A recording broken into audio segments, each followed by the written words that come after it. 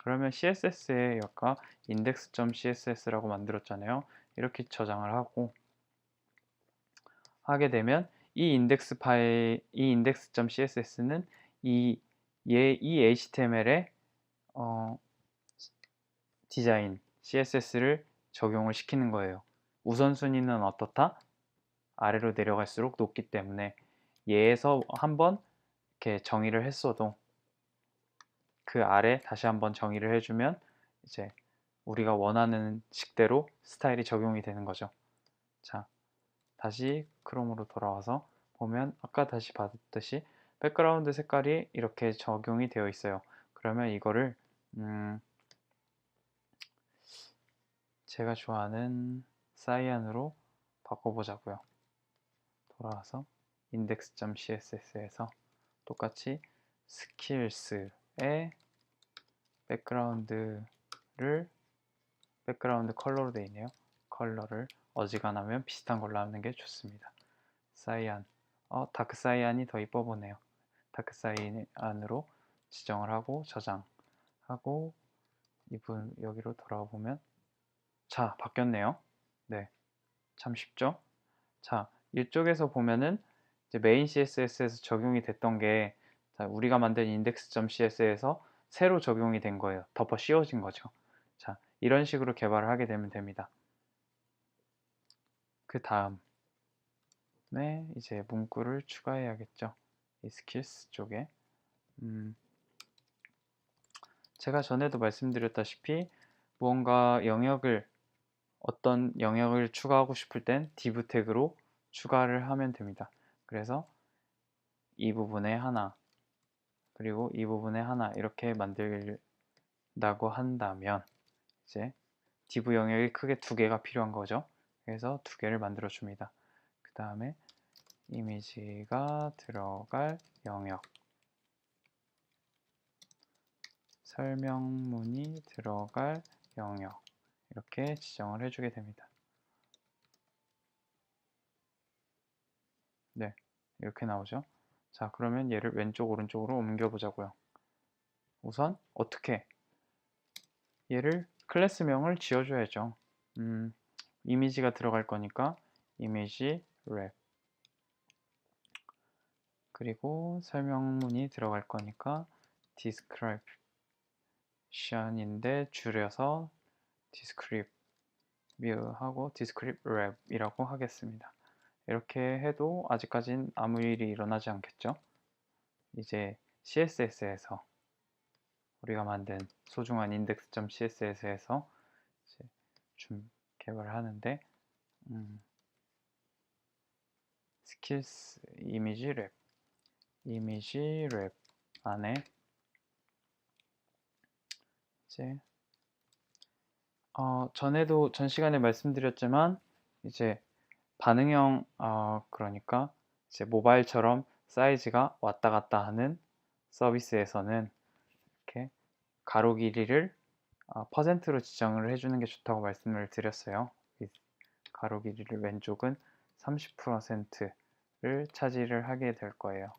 그리고 descript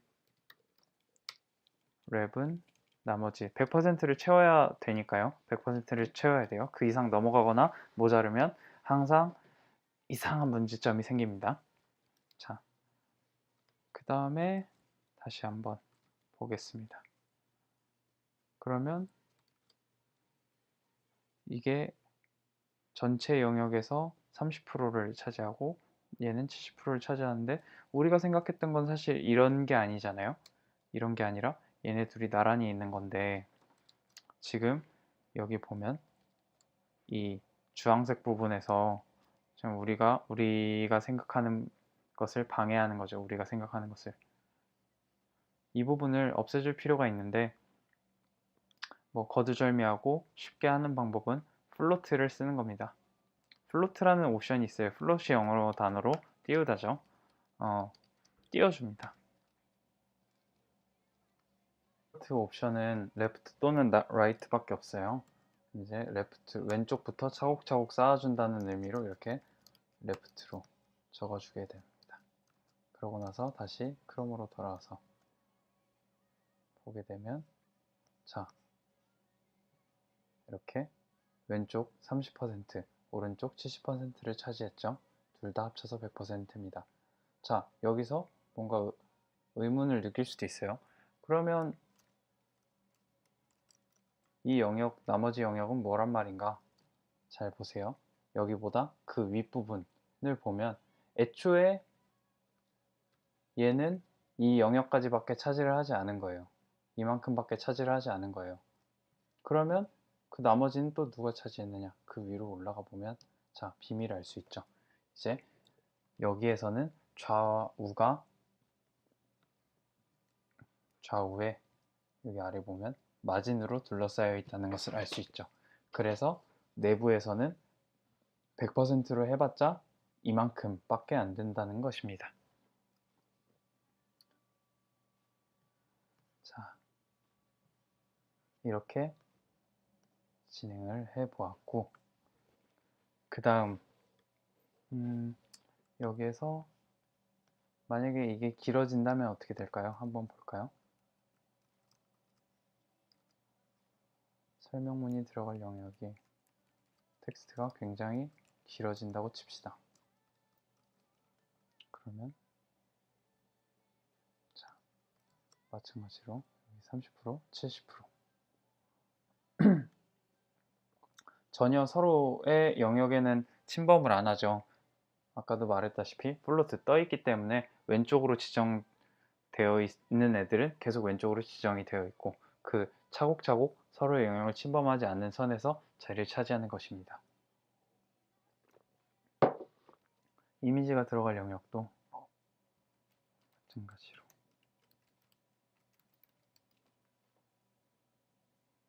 이렇게 되겠죠. 자, 그 다음에 다시 돌아와서 이미지가 들어갈 영역에 이미지를 실제로 넣어 볼게요.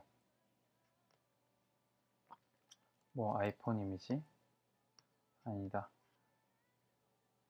뭐 여기 있는 이미지를 넣어 보도록 하겠습니다.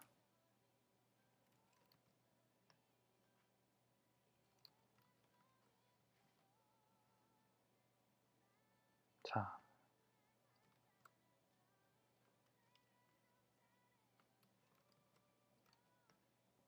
이런 식으로 뭔가 그럴듯한 것 같으면서도 그럴듯하지 않고 뭔가 여기처럼 뭔가 만들어 영역이 뭔가 따닥따닥 붙어 있으니까 이상하죠.